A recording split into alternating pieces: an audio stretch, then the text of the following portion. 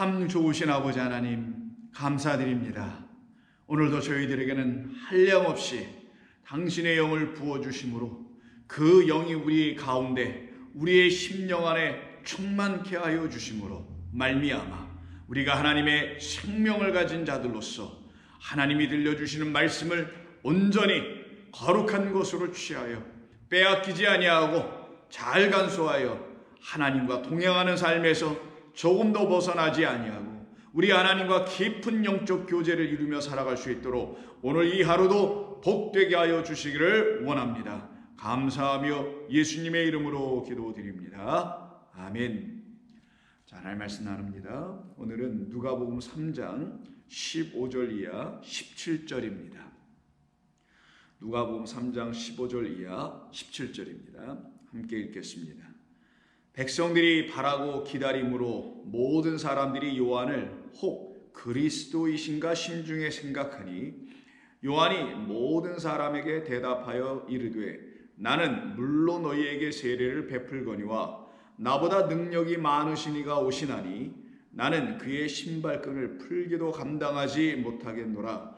그는 성령과 불로 너희에게 세례를 베푸실 것이요 손에 키를 들고 자기의 타작마당을 정하게 하사 알곡은 모아 곡간에 들이고 쭉정이는 꺼지지 않는 불에 태우시리라. 아멘.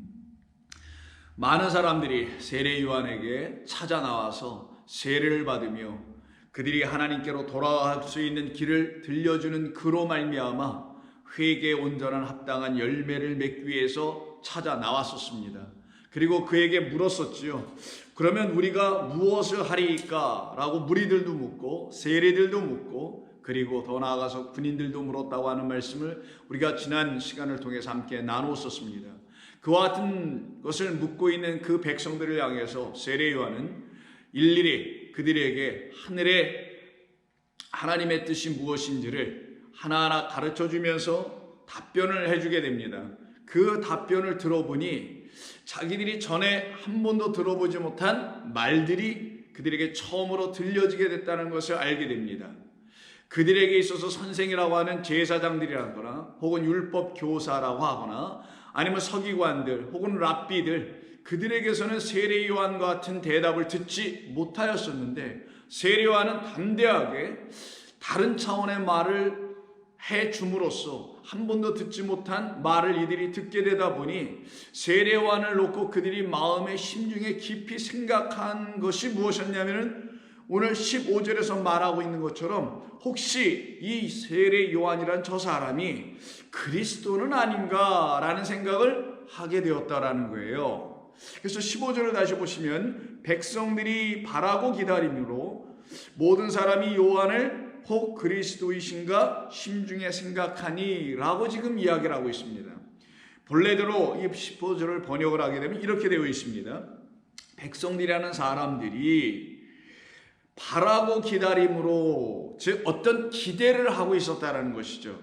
이 기대를 함으로 어떤 기대를 했느냐? 하나님께서 구약 성경 즉 선지자들을 통하여서 계속해서 말씀해 주신 그 구약 성경을 읽다 보면은 메시아가 올 것이라는 메시아를 하나님께서 보내주실 것이라는 헬라어로 말하면 그걸 그리스도라고 하죠. 기름 부음 받은 자가 올 것이라는 것을 이들이 기대를 하고 있었어요. 그리고 그 기대에 차서 기다리고 있었던 것이죠.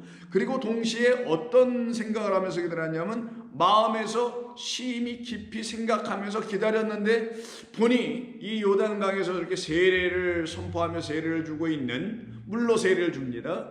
아마 저 세례 요한이 하나님께서 보내신 바로 그리스도 메시아는 혹시 아닐까? 라고 생각하게 됐다는 겁니다. 그도 그럴 것이 말씀드린 대로 세례 요한이 가르치는 말들이라든가 선포하는 말들을 보면은 그렇게 사람들이 생각할 만하기도 하였던 것이죠.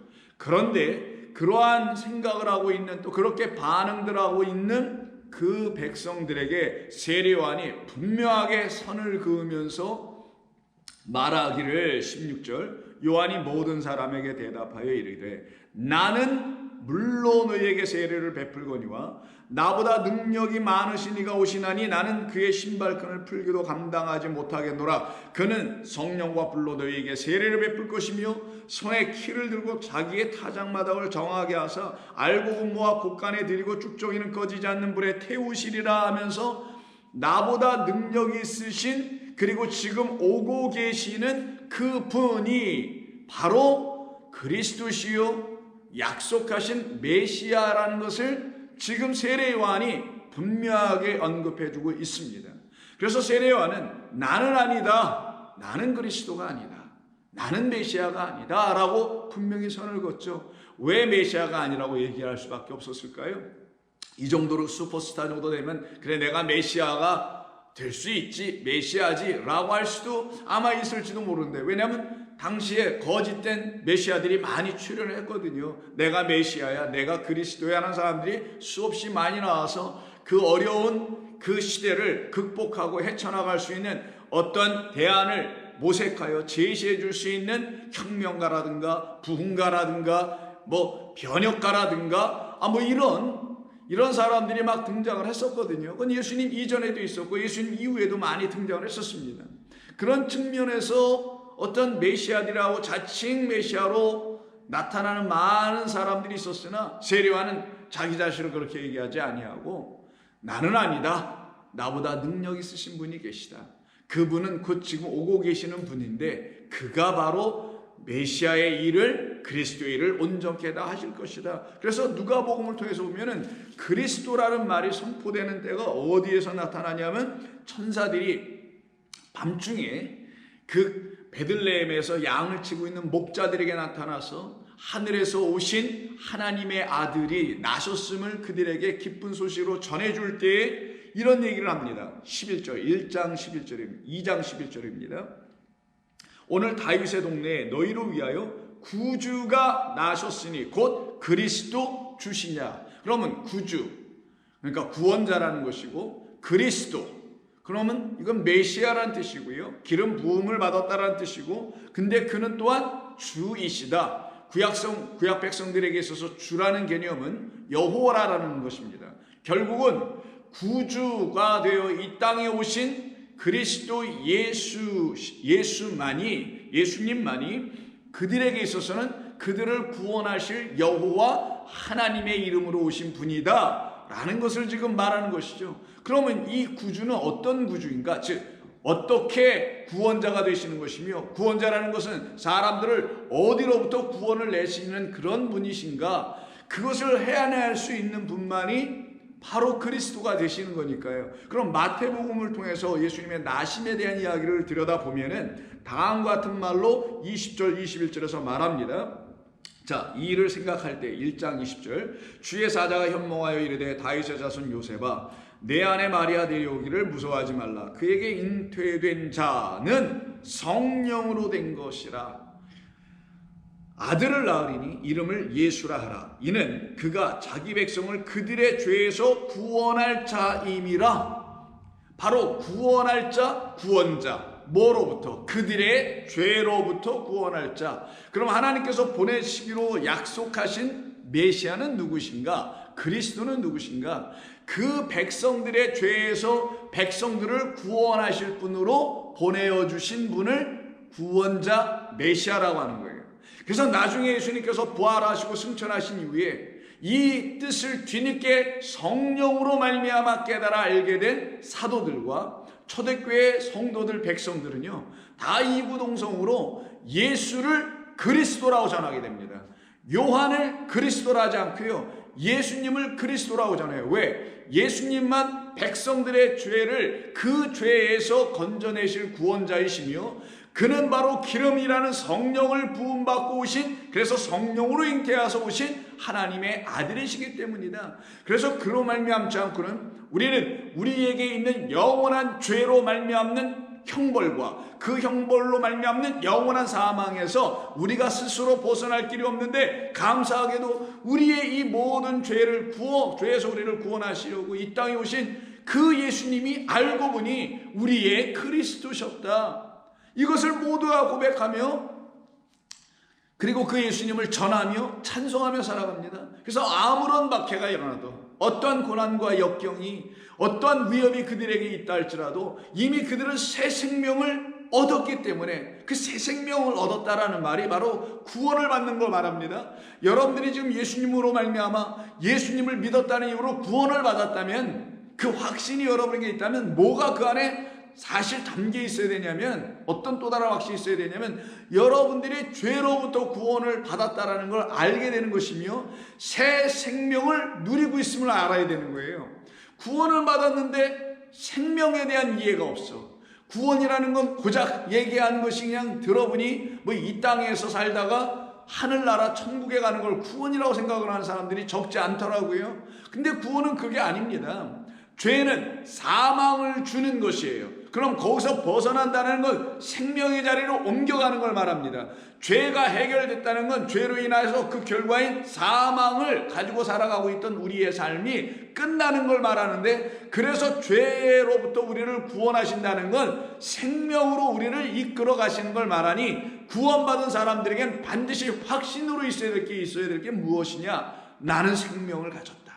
나는 이제 하나님께서 주시기로 약속하신 생명이 내 안에 있음을 깨달았게 돼요. 있음을 확신하게 됩니다. 어떻게? 하나님의 말씀을 듣고 배우고 이 말씀을 주야로 묵상하는 과정에서 그 신앙의 여정 속에서 확신을 갖게 됩니다. 그래서 생명을 갖게 된 사람들은 두려워하지 않아요. 그래서 사도행전 5장을 보시면은 당시의 대제사장이라든가 이런 당국자들이 이 예수님을 추종하고 있었던 바로 사도들과 집사님들과 성도들을 박해합니다. 그럼에도 불구하고 그들이 그런 것에 전혀 굴하지 아니하고 담대하게 하나님의 나라의 복음인 그리스도 예수를 그들에게 오히려 전파하고 가르치는 일을 쉬지 않습니다. 그래서 사도행전 5장 40절 이하를 보시면 그 당국자들이 말을 다 들어보니 그 틀리지 않아요. 그래서 어쩔 수 없이 사도들을 불러들여 채찍질하며 매를 치기나 하는 거예요. 뭐 해할 수도 없고 줄길 근거도 없으니 채찍질을 하면서 말하기를 예수의 이름으로 말하는 것을 금하고 그 조건으로 풀어줍니다. 그러나 이 사람들이 그 조건 때문에 나온 건가요? 거기에 뭐 사인하고 나오나요? 아니죠. 사도들은 그러지 않았습니다. 그들이 스스로 그렇게 정해놓기만 했던 거죠. 이들은 그렇게 하지 않았습니다. 그래서 어떻게 합니까? 사도들은 그 이름을 위하여 능욕받는 일에 합당한 자로 오히려 자기 자신들을 여겨주신 하나님께 감사하고 기뻐하면서 공의 앞을 떠나더라는 거예요. 그 공회를 떠나면서 감사하더라는 거죠. 그러면서 그들이 날마다 성전에 있든지 집에 있든지 예수는 그리스도라고 가르치기와 전도하기를 그치지 아니하였더라.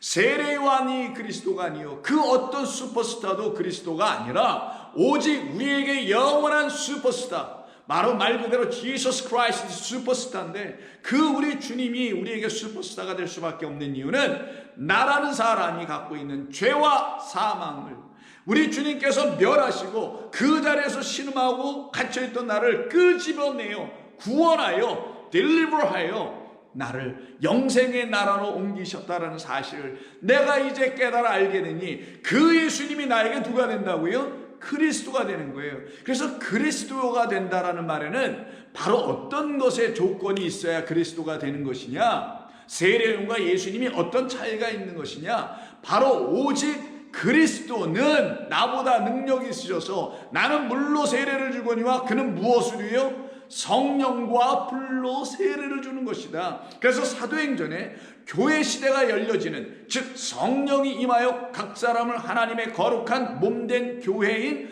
그리스도를 머리로 가지고 살아가는 그 한 사람 한 사람들의 영혼 안에는 모두 다 성령이 들어가 있었어요. 하나님의 거룩한 영이 그들 가운데 다 임하여 들어가 있었습니다.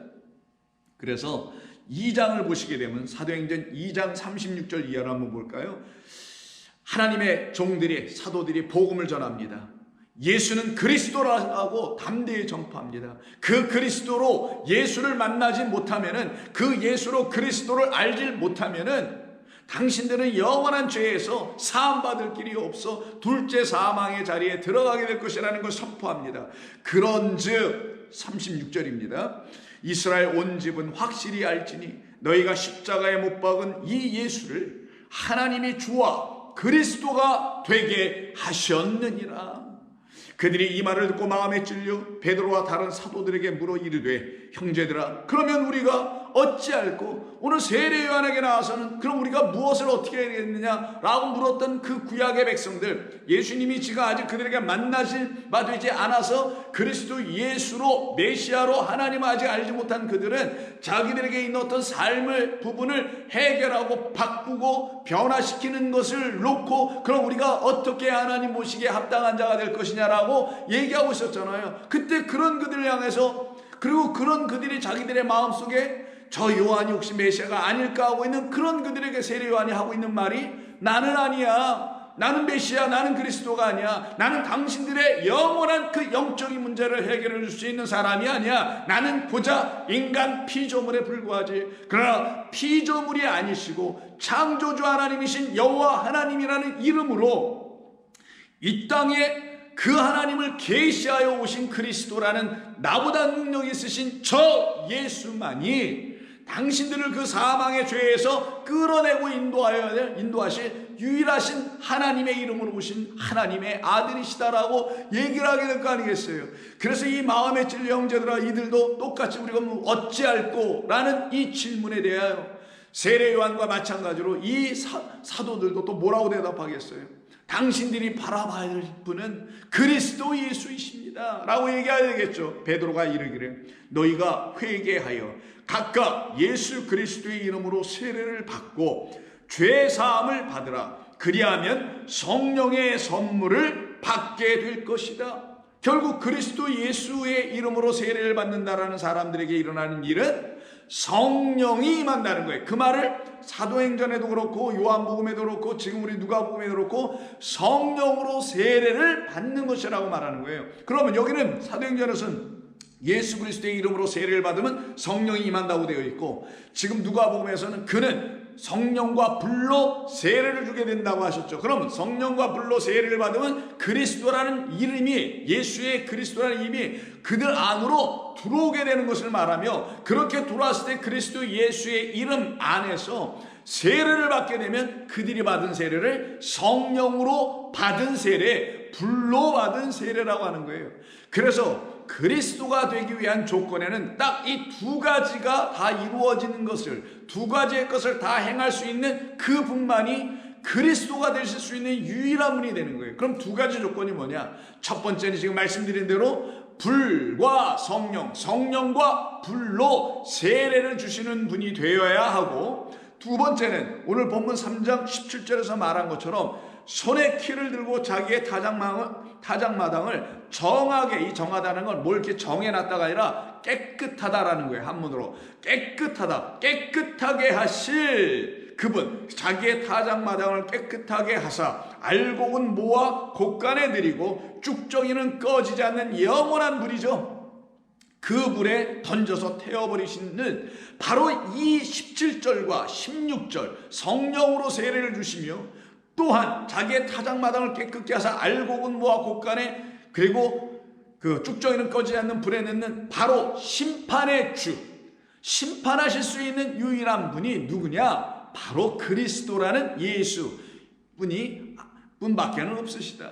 그럼 세례 요한은 그런 일을 할 수 있는가? 세례 요한은 그런 일을 할 수가 없죠. 왜? 하나님께서 세례 요한에게 그런 일을 맡기신 바가 없기 때문인 거죠. 세례 요한에게 이미 창세기 전부터 작정해 놓으신 하나님의 예정의 뜻은 주의 길을 예비하는 자로서 광야에서 외치는 소리가 되는 것이며, 그리고 많은 사람들을 그 구원의 길로 인도하는 그 길라잡이의 역할, 몽학 선생의 역할, 초등교사의 역할을 해내는 거예요. 그래서 그의 아버지 사가랴가 다시 성령으로 충만한 다음에 그가 눈을 뜨고 귀가 열린 다음에 마음이 풀려져서 그의 입으로 진리를 선포하는 일이 있게 되죠. 그것이 뭡니까? 1장 67절 이하에 쭉 있는데, 그때 76절 이하에서 자기 아들 세례 요한에 대해서 이렇게 분명히 얘기합니다. 이 아이여, 내가 지극히 높으신 이의 선지자라 일컬음을 받고 주 앞에, 이 주는 여호와를 말하는 거예요. 그리스도를 말하는 겁니다.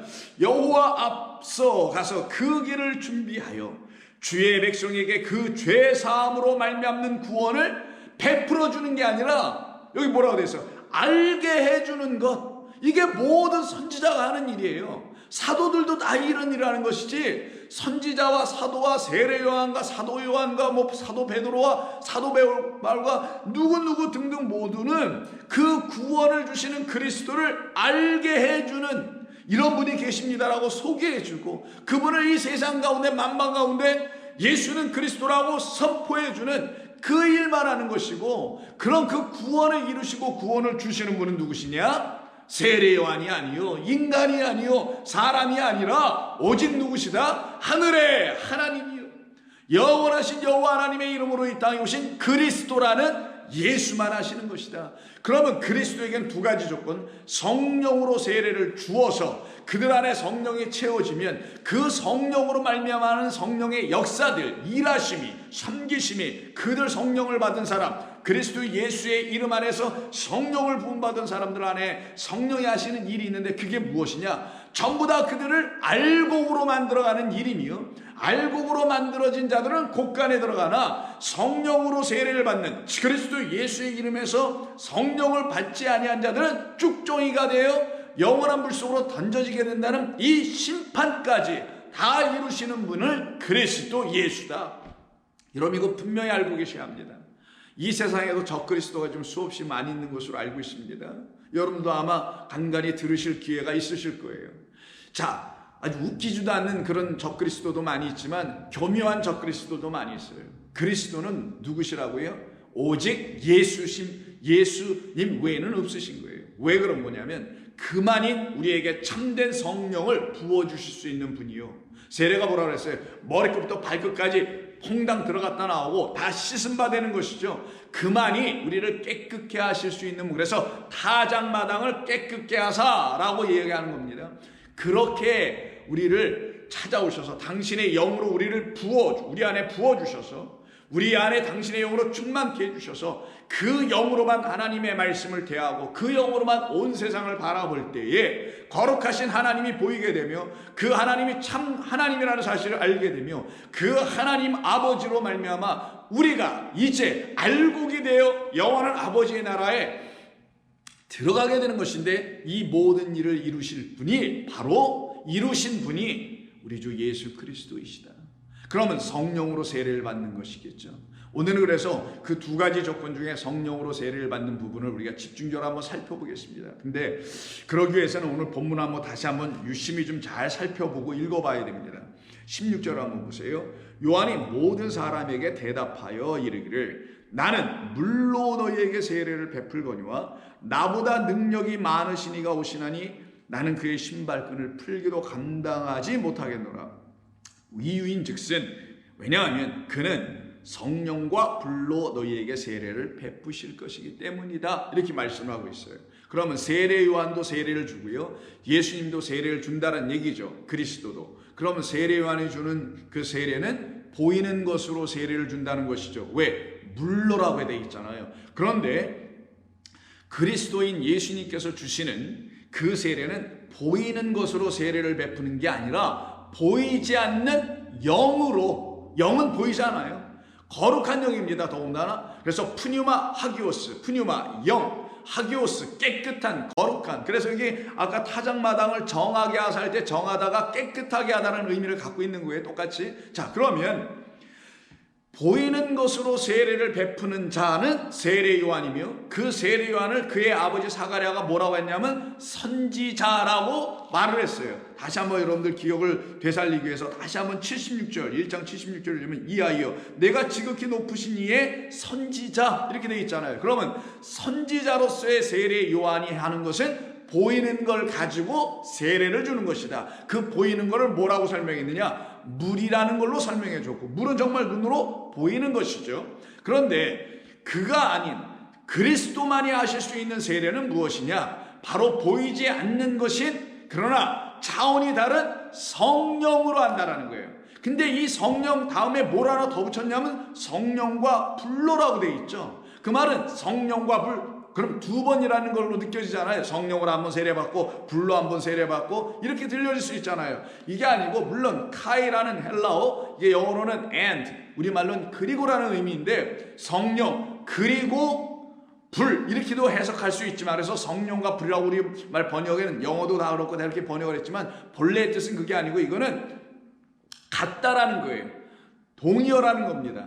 앞에 것을 수식하고 앞에 것이 뒤에 것에 의해서 수식당하는 이런 관계, 동의어라는 거예요. 그래서 어떻게 읽어야 되냐면 성령 곧 불로 혹은 불이라는 성령으로 우리는 세례를 그리스도로 말미암아 받아야 한다. 그럼 그리스도가 주시는 세례는 성령이라는 불 세례다. 불로 말미암아 설명되는 성령이라는 세례다라는 거예요. 자, 그러면 세례요한이 전하는 세례는 물로 한다고 그랬습니다. 자, 그럼 왜 세례요한은 물로 세례를 베푸는 것이며 왜 예수님은 성령으로 세례를 베푼다고 할까요? 근데 성령은 곧 뭐라고요? 불이라고 했습니다. 그러면 물과 불의 관계가 되죠. 그러면 물과 물은 서로 상극인 거 아시죠? 물은 불에 의해서 당할 수가 없고 불도 물에 의해서 당해낼 수가 없어. 서로 이 상극의 관계예요. 그럼 물은 첫 번째 겁니다. 왜? 세례요한이 선지자로 먼저 와서 세례를 베풀었으니까 먼저 이루어져야 될 것이 물로 세례 베품이에요. 그러면 나중에 한 번 더 세례를 받아야 되는데 이걸 갖다가 완성 그리고 끝이라고 하죠. 한 번 더 오는 것이라고 하죠. 그래서 앞에 있는 물과 뒤에 있는 불은 서로 다른 것 같지만 본질적으로는 다르죠. 그러나 둘은 서로 짝이었다라는 걸 항상 성경에서 말한다는 걸 기억하실 겁니다. 자, 그렇다면 이때 말하는 물은 도대체 무엇이냐? 바로 하나님께서 우리에게 먼저 1차적으로 한번 보내주신 하늘에서 우리에게 내려주신 이른 비라는 그 비로 말미암는 물인데 그걸 무엇이라 하냐? 보이는 것으로서의 세상, 창조의 모든 것, 보이는 것으로서의 말씀인 하나님의 율법, 계명들, 성경이라고 말하셔도 되고 이 모든 율법, 계명을 갖다가 뭐라고 한다? 세례 요한이 말하는 선지자들이 말했던 바로 물이었다라고 하는 거예요. 그 물로 먼저 우리 모두는 한번 세례를 받은 것이다. 그 말은 이 말씀 문자로 기록된 보이는 말씀 마치 보이는 물처럼 이 말씀이 우리 가운데 한번 들어왔다라는 거예요. 그걸 갖다가 물로 세례를 받았다라고 지금 얘기하는 겁니다. 그 말은 여러분들이 이 성경에 있는 모든 말씀을 알건 모르건 이 말씀으로 온 세상을 지어놨으니 하나님께서 여러분들도 그 말씀 율법에 의해서 지어진 피조물이라는 걸 인정하시게 될 겁니다. 그렇다면 여러분 안에 1차적으로 있는 게 뭐라고요? 바로 그 물, 바로 그 율법, 하나님의 법, 하나님의 계명, 하나님의 말씀이라는 보이는 말씀으로 이렇게 눈으로 보여지는 말씀으로 만들어진 상태가 바로 여러분들이고 저라는 걸 얘기하는 거예요. 온 세상이 또 그렇다는 걸 얘기하는 겁니다. 그렇게 온 세상은 그런 식으로 하나님에 의해서 지어졌다는 것을 선지자들이 계속 얘기해 줬다는 거예요. 그래서 이는 선지자, 지극히 높으신 자의 선지자로 세례 요한도 그 역할을 하고 있는 것이니 그 일을 감당하고 있는 것이니 그가 선포하고 있었던 물로 세례를 베푼다는 건 정말 무슨 물속에 들어갔다 나왔다 한다는 그런 의미의 세례가 아니라 하나님께서 우리를 첫 번째 물이라는 당신의 법, 율법, 말씀으로 우리를 지어놓으신 것이다. 그런데 이 사실을 우리가 깨달아 알지 못하고 그리고 또 그 물로 지어지고 말씀으로 지어지고 율법으로 지어지고 계명으로 지어졌다고 해도 그게 무슨 말인지 너무 추상적이어서 이해가 안 되고 있고 깨달아 마음이 없어서 우리의 마음 안에 그것을 담아내지 못하고 있는 우리들에게 누가 오신다?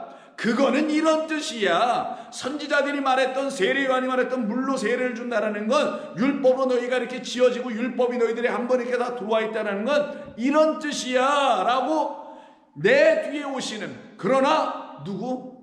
나보다 능력 있으신 그분인 그리스도는 우리가 첫 번째로 지금 세례 한번 받고 있었던 예수를 믿건 예수를 안 믿건 누구든 다 이 세례를 받고 있는 거예요.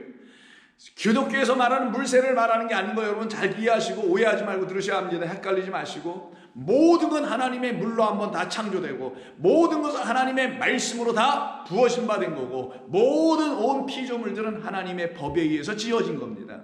그런 우리들이 이젠 하나님의 거룩한 백성이라는 사실을 알게 해주려고 하나님의 거룩한 말씀들이라는 사실을 알게 해주시려고 그리스도가 오셔서 그가 뭘로요? 불이라는 성령으로 세례를 주실 것이다. 그러면 불이라는 성령은 어디로부터 오는 것이냐? 하늘로부터 오신 인자인 그리스도로부터 오는 것이니 그는 반드시 하늘에서 내려와야 되지 않겠어요? 그런데 그 하늘에서 내려와야 될 불이라는 거룩한 영 성령이 임하지 않은 상태에서 뭔가 하나님을 믿겠다? 뭔가 하겠다 하면 그들을 다 누구라 하냐? 우상 숭배자들이라고 얘기하는 거예요. 간음하는 자, 나라는 남편, 나라는 신랑을 떠나서 이방의 다른 남자들, 벌써 신을 얘기하는 거죠. 다른 신을 쫓아가고 있는 간음하는 자다. 이 사건이 일어난 곳이 바로 여러분 잘 아시는 바로 이 세례 요한을 엘리야라고도 설명하고 있잖아요. 그래서 엘리야가 그 온 세상이 거짓된 물, 보여지는 것들, 이것만 붙들고 하나님을 예배한다고 전부 다 애를 쓰고 수고하고 있는 그 가운데서 오직 하나님의 종 선지자인 엘리야만이 그런 것이 아니다라는 것을 선포하기 위해서 거짓된 선지자들과 한번 만나는 이야기가 갈멜산 전투라는 이름 아래 여러분들이 많이 들어보셔서 아시는 그 이야기가 열왕기상 18장에 기록된 것을 여러분 아실 것입니다. 열왕기상 18장에서 여러분 아시다시피 바알의 거짓 선지자들, 아사라의 선지자들 450과 400명을 다 갈멜산에 모아놓고 도합 850명이 되겠죠. 그리고는 참 선지자인 바로 하나님의 선지자인 이 엘리야가 혼자 서 있는 모습을 우리 18장 20절 21절에서 말을 하고 있는데, 특별히 21절을 보시면 엘리야가 그때 모든 백성에게 가까이 나아가서 이르기를 너희가 어느 때까지 둘 사이에서 머뭇거리려 하느냐. 여호와가 만일 하나님이면 그를 따르고 바알이 만일 하나님이면 그를 따르라. 여호와가 하나님이 되어 있으면 너희들에게 너는 여호와를 따를 것이지만 바알이 여전히 너희들에게 하나님이 되어 있으면 너희들은 그를 따르지 아니할 수가 없겠지. 이게 바로 두 주인을 섬길 수 없다는 말이기도 한 겁니다. 백성이 말 한마디도 대답하지 아니하는지라. 이에 엘리야가 백성에게 이르되 여호와의 선지자는 나만 홀로 남았으나 바알의 선지자는 무려 450명이나 되는구나. 그리고는 어떻게 해요? 그러면 누가 진짜, 어떤 하나님이 진짜 하나님이고 진짜 하나님은 누구이신지를 우리 한번 시험해보자, 겨루어보자 해서 이 엘리야가 그들에게 제안한 것이 바로 3절 4절이죠. 그런즉 송아지 둘을 우리에게 가져오게 하고 그들은 송아지 한 마리를 택하여 각을 떠서 나무 위에 올려놓고 불은 붙이지 말며 나도 송아지 한 마리를 잡아 나무 위에 올려놓고 불은 붙이지 않겠다. 이렇게 얘기를 합니다. 너희는 너희의 신의 이름을 부르라. 나는 여호와의 이름을 부르리니 이에 불로 응답하는 신 그가 하나님이니라. 백성이 다 대답하되 그 말이 옳도다 라고 하여 바알의 선지자들 450명이 먼저 송아지 한 마리를 각을 떠서 제단 위에 올려놓고 하늘에서 자기들의 신인 바알이 불을 내려줄 것을 위해 기도하고 뭐 등등 여러 가지를 하며 애를 쓰다 안 되니까 자기들이 갖고 있는 칼과 창으로 몸을 상하게 하면서까지 정오가 지나고 저녁이 다 되어 소재가 다 끝나는 그 시간까지도 아무리 소리를 질러도 응답을 해주지 않게 되죠. 그때 30절에서 엘리야가 모든 백성을 이르되 백성을 향하여 이르기를 내게로 가까이 오라. 백성이 다 그에게로 가까이 가매 그가 무너진 여호와의 제단을 수축하되 야곱의 아들들의 지파의 수요를 따라 엘리야가 돌 12개를 취하니 이 야곱은 옛적에 여호와의 말씀이 임하여 이르시기를 내 이름을 이스라엘이라 하리라 하신 자더라. 그가 여호와의 이름을 의지하여 그 돌로 제단을 쌓고 제단을 돌아가며 곡식 종자 2세알을 둘 만한 도랑을 만들고 또 나무를 버리고 송아지의 각을 떠서 나무 위에 놓고 이르되 통 넷에 물을 채우다가 번제물과 나무 위에 부으라 하고 또 이르되 다시 그리하라 하여 무려 이것을 3번이나 하죠. 그래서 3번째로 그리하라 하여 3번째로 그리하니 물이 제단으로부터 시작하여 두루 흘러 도랑에도 물이 가득 찼더라 라고 하는 거예요. 자, 일이 지금 무슨 일을 하는지를 잘 한번 생각해 보세요. 여기 지금 도랑을 팠던 이유는 32절에서 이유를 제시해 줍니다. 곡식 종자 2세알을 뿌려서 도랑을 파고 이랑을 이루는 게 뭐예요? 씨를 뿌리려고 하는 거잖아요. 그 뿌릴 만한 것을 이렇게 제단 주변에 만들어라는 거예요.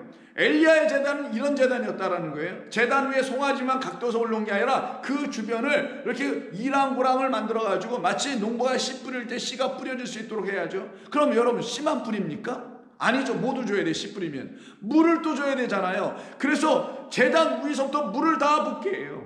단순히 이것은 제단이 다 젖었다, 그 젖은 위에 여호와의 하나님의 불이 떨어서 그 젖은 나무도 태웠다라는 의미를 말하는 것뿐만 아니라 지금 이 도랑에 물이 채워졌다는 건 씨가 뿌려진 그 흙 위에, 그 땅 위에 물이 부어지는 걸 말하는 거예요. 그런데 지금 엘리야의 제단에 이런 일이 있지만 바알의 제단에는 물이라는 게 있지 않아요.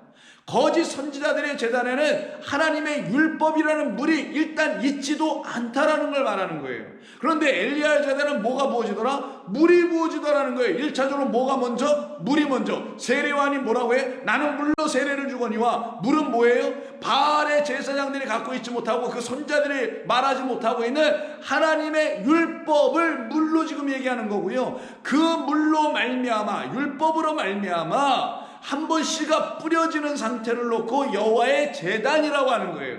여호와의 제단은 뭡니까? 여호와의 제단이 있는 건 성막, 회막, 성전이라고 하는 거예요. 성막은 뭡니까? 저와 여러분 하나님의 몸된 거룩한 성전이 되어야 될, 성령이 전이되어야 될 저와 여러분 안에 있어야 될 제단 아닙니까? 그 제단에 올라가야 될 제물은 딱 하나, 우리가 들고 나와서 드리는 제물이 아니라 하나님께서 우리에게 넘겨주신 하늘의 소유, 세상 죄를 주고 하는 어린 양처럼 오신 그리스도 예수님을 우리가 넘겨받아 그 제단에 세울 때만이, 그 어린 양 예수, 그 하늘의 소인 하나님을 올려드릴 때만이 그 위에 하나님의 거룩한 물, 곧 율법의 완성을 이루시기 위해 하신 그리스도 예수, 그 어린 양 그 소와 그리고 율법을 상징하는 물이 하나로 만나는 역사. 그래서 그로 말미암아 마지막 하나 뭐라고 남기세요? 내가 율법과 선지자의 모든 강령을 완전케 하러 온 것이지 폐하러 온 것이 아니야. 그래서 어떻게 완전케 하십니까? 물을 다 부어 한 다음에 여호와 하나님 앞에 기도를 합니다. 뭐라고요? 37 여호와여, 말씀하신 모든 것대로 오늘 당신의 일을 행하여 주옵소서. 그리고 내게 응답하여 주옵소서. 응답하여 주옵소서. 이 백성에게 주 여호와는 하나님이신 것과 주는 그들의 마음을 돌이키심을 알게 하옵소서 라고 기도 한마디 하고 나니, 이에 여호와의 불이 내려서 번제물과 나무와 돌과 흙을 태우고 또 도랑에 물을 전부 다 태워버렸더라. 핥아버렸다. 다 태워버린 거죠. 무슨 뜻입니까? 그 물이 있는 곳에 드디어 불이 임하더라는 거예요. 물로 먼저 부어지고 율법이 먼저 임하여 있는 참된 율법을 먼저 들고 선포하는 이런 선지자들의 말이 떨어지는 그곳엔 그리스도 예수로 말미암아, 여호와 하나님이라는 그 그리스도 예수로 말미암아 성령이라는 불이 하늘로부터 임하여 그 우리가 갖고 있었던 첫 번째 말씀이라는 물, 율법이 이제는 하나님께서 우리에게 들려주시는 눈으로 볼 수 없고 귀로 그냥 듣는 것이 아니요, 하나님의 눈으로 봐야 되고 하나님께서 주시는 성령의 귀로 들을 수밖에 없는, 그래서 보이지 않는 하나님의 영으로 말미암아 새롭게 갖게 된 하나님의 거룩한 말씀이 바로 성령인데, 이 성령을 이루시게 하는 분이 누구냐? 불로 임하시는 하나님이셨다라는 걸 지금 엘리야의 제단에서 우리에게 가르쳐 준 것이니, 이 엘리야의 제단에 있는 이야기와 세례요한이 지금 나는 물로 세례를 주나 그리스도는 불이라는 성령으로 세례를 준다라는 이야기는 서로 다른 두 개의 이야기가 아니라 엘리야의 제단 이야기와 이 오늘 본문의 이야기는 다 똑같이 하나의 말씀이라는 것을 여러분들이 깨달아 아시게 되는 거예요. 그때 백성들은 이 일이 자기들 안에 이루어질 때 뭐라고 고백하면 나올 수 있다고요? 세례요한은 그리스도가 아니요, 오직 하나님만이 우리에게 영원하신 기름을, 성령을 부으실 그리스도 예수만이 우리에게 참 생명이라는 하나님의 말씀을 부어주셔서 율법을 완전케 하시고 우리 율법들을 완전하게 하여 하나님의 거룩한 말씀들이 되게 하시려고 하시는 것이었구나 라는 걸 알 때, 그걸 깨달았을 때 그들이 뭐라고 하나님을 고백하겠어요? 당신만이 참 하나님이십니다. 우리가 이런 것도 알지 못하고 교회나 성전이나 이런 등등에서 당신의 이름을 우리가 부르긴 하였으나 당신이 누군지도 모르고 그냥 하나님이라 부르고 막 이렇게 했지만 뜻도 모르고 생각도 하지 않고 불렀던 이 모든 일이 바로 우리가 당신을 향하여 간음한 우상 숭배한 일들이었군요. 우리가 돌이켜 회개하나이다. 그래서 엘리야가 기도할 때 그들의 마음을 되돌이키심을 알게 하옵시며라는 기도가 딱 떨어지는, 말 그대로 회개의 영을 부어달라는 기도가 떨어짐을, 그래서 세례요한도 회개에 합당한 열매를 맺어야 한다는, 여호와께로 돌아와야 한다는 그것을 선포하게 되는, 모든 것이 하나로 딱 일치되어 하나님의 영광을 드러내고 있는 것이죠. 그래서 열왕기상 18장 39절에서 모든 백성이 보고 엎드려 말하되 여호와 그는 하나님이시로다, 여호와 그는 하나님이시로다라고 이들이 모두 다 여호와 하나님을 인정하고 드디어 고백할 수 있는 하나님의 거룩한 영을 갖고 있는 말씀들이 되는 겁니다. 그래서 요한복음 1장 33절에 보면 세례 요한에게 예수님이 세례 받으러 오실 때 그가 이런 말을 해요. 나도 그를 알지 못하며, 나도 32절부터 보겠습니다. 요한이 또 증언하여 이르되 내가 보매 성령이 비둘기같이 하늘로부터 내려서 그 위에 머물렀더라. 나도 그를 알지 못하였으나 나를 보내어 물로 세례를 베풀라 하신 그 이가, 여호와 하나님께서 나에게 이렇게 명하셨다라는 거예요. 너 물로 세례를 베풀라 했던 그 하나님께서 나에게 말씀하시되 성령이 내려서 누구 위에든지 머무는 것을 보거든 그가 곧 성령으로 세례를 베풀게 될 사람이라는 것을 알라. 내가 보고 그가 하나님의 아들이심을 내가 이제는 증언하게 되었도다. 그래서 예수님이 세례를 받으실 때 성령이 그 위에 임하셨던 것은 바로 그만이, 그 그리스도 예수님만이 우리에게 성령을 주실 수 있는 분이라는 것을 분명하게 이렇게 말씀하기 위함이에요. 그러면 성령은 무엇인가? 이제 여기서부터 좀 더 구체적으로 들어가겠습니다. 세례요한이 물로 세례를 베풀라 하고 예수님은 성령으로 세례를 베푼다, 서로 다른 것 같아 보이죠? 근데 이건 같은 겁니다.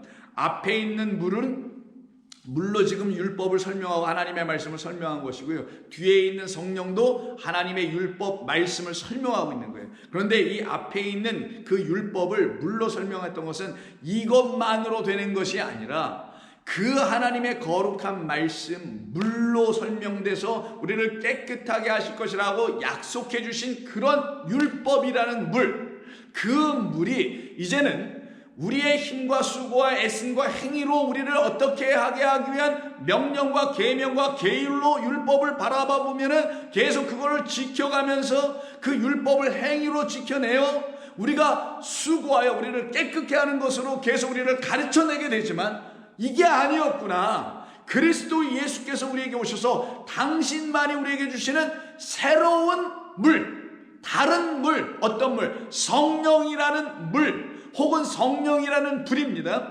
성령이라는 그 물, 그 깨끗하고 거룩한 물로, 즉 말씀으로, 곧 당신으로. 그럼 당신 그리스도 예수가 물이요, 하늘에서 오신 깨끗한 물, 늦은 비요, 마지막 비요, 바로 성령이시라는 거예요. 그 성령이라는 거룩한 당신이라는 말씀으로만 이 앞에 있는, 즉 우리가 갖고 있는 혹은 우리라는 존재들을 완전히 깨끗하게 하여 하나님의 거룩한 백성 이루신다라는 것을 의미하는 게 세례요한이 나는 물로 세례 주지만 그는 내가 준 이 물 곧 율법을 온전케 하게 한 하나님께서 보이지 않는 말씀의 영으로 그 물로 너희들을 깨끗하게 하실 거야. 그래서 요한복음 3장에서 니고데모에게 하시는 말씀이 이런 말씀이잖아요. 니고데모가 이르되 4절 사람이 늙으면 어떻게 날 수 있습니까? 두 번째 모태에 들어가면 나는 것입니까? 예수께서 대답하시기를 진실로 진실로 내게 이르노니 사람이 물과 성령으로 나지 아니하면 하나님의 나라에 들어갈 수 없느니라. 이때 물과 성령이 나오잖아요. 그럼 이 물은 뭡니까? 또 성령은 뭐예요? 그 물은 앞에 있는 물을 말하고 그 물을 이젠 성령이, 그럼 세례요한이 베풀었던 선지자들이 말했던 모든 율법이라는 물은 이제 그리스도께서 그 율법은 이런 거룩한 물들이야, 이런 거룩한 말씀이라서 성령, 거룩한 하나님의 영의 말씀이야. 이거는 육으로 있는 자들은 더 이상 들을 수 없고 육의 생각을 갖고 있는 자들에겐 들려지지 않으나 하나님의 영 그리스도 예수의 이름 안에 거하여 있는, 그래서 그 안에서 새로운 피조물 되어 있는 자들에게는 날마다 공급되며 날마다 들려지는 바로 성령이라는 말씀이야. 그 성령으로, 즉 율법으로 시작하여 그 성령으로 다시 나지 아니하면, 율법으로 한 번 난 자들, 이게 니고데모였고 우리들이었습니다. 다시 모태에 들어가는 게 아니라 그리스도 예수 안에 들어가서 이제는 성령으로 다시 지어지고 성령으로 다시 낳는 거예요. 바로 그런 역사가 여러분들에게 일어나야 되는 겁니다. 여러분들이 처음에 예수를 믿고 교회에 나오실 때는 이 성경을 어떠한 차원에서는 읽게 되고 듣게 되고 배우시게 되고 이걸 가지고 듣고 읽고 행하게 되면은 천국에 가고 영생을 얻는다고 생각하셨을 겁니다. 그렇게 배웠기 때문에. 그런데 그거는 1차적인 말이고, 그 모든 것을 이루시기 위해서 우리 주 예수 그리스도께서는 여러분 안에 성령으로 들어오셔서 여러분 안에서 바로 여러분들을 새롭게 지어내는 역사가 일어나야만 되는 거예요. 그래서 7장에 가서 예수님이 또 한 번 말씀하십니다. 누구든지 37절 목마른 자들은 내게로 와라. 내게로 와서 마셔라. 나를 믿는 자는 성경에 이른같이 그 배에서 생수, 살아있는 물, 살려내는 물이에요. 생명을 주는 물이에요. 이 율법 첫 번째 물은 우리에게 생명을 주는 게 아니라 죄와 사망을 가르치는 것이지만, 두 번째 물 성령이라는 물로 이 땅에 오신 그리스도 예수 안에서 믿게 되는 사람들은 생명의 물, 생수의 강이 흘러나오리라. 이는 그를 믿는 자들이 받을 무엇을? 성령을 놓고 얘기하신 것이었다. 여러분, 바로 우리에게 일어날 일이 이거예요. 그러면 우리는 그리스도의 신부죠. 그리스도의 신부라는 것은 예수님의 신부를 말하는 게 아니라 여호와 하나님의 짝을 말하는 거예요. 그 여호와 하나님을 뭐라고 한다고요? 하늘에서 우리에게 오신 거룩한 영이시다, 혹은 불이시다. 아까 엘리야 같은 경우에는 그렇게 설명되어 있죠. 그러면 그리스도 예수는 인간을 말하는 게 아니라 하나님의 영, 하나님이시라는 영을 말하는 거예요. 그래서 요한계시록의 마지막 장 22장 17절에서 이런 말씀을 하게 된 이유가 그런 이유 때문에 하는 거예요. 성령과 신부가 말씀하시기를. 그럼 이 좀 이상하죠. 그리스도와 신부가 말씀하시기를, 예수와 신부가 말씀하시기를 하면 금방 쳐 이해가 될 것 같은데, 그 자리에 성령이 딱 들어가네. 그럼 아시겠죠? 신부는 성도인 우리 교회를 얘기하는 거고, 여기서 성령은 그럼 누구시냐고요? 그리스도를 말하는 거잖아요. 그리스도의 몸된 교회 짝이 되어 우리와 함께 하시길 원하시는 그 분을 놓고 여기서 누구라 했다고요? 성령. 그러니 그리스도만 성령을 우리에게 주시고 성령으로 우리를 세례 주시는 분이고, 그 성령으로 세례받은 우리를 누구라고 칭한다고요? 너는 내 짝, 내 신부야. 그래서 성령과 신부가 함께 짝으로 있으며 말을 하더라는 거예요. 이 말은 여러분 이런 뜻이기도 합니다. 여러분이 신부이신데 여러분 안에 누가 계실 때, 성령인 그리스도가 여러분 안에 계실 때, 여러분이 성령으로 세례받은 사람들이면, 그렇게 되어 있으면 여러분들은 이제 진리를 말할 수 있는 자들이요, 여러분들 안에서는 더 이상 목마름이라는 게 일어나지 않게 되고요, 여러분들 안에서는 항상 생명수, 여러분들을 생명을 일으키게 하고 살아있게 하고 영원한 생명을 갖게 하는 거룩한 영, 거룩한 말씀, 율법이 이젠 진리로 다 들려지게 하는 하나님의 참된 말씀으로 충만해지게 된다는 걸 말하는 거예요.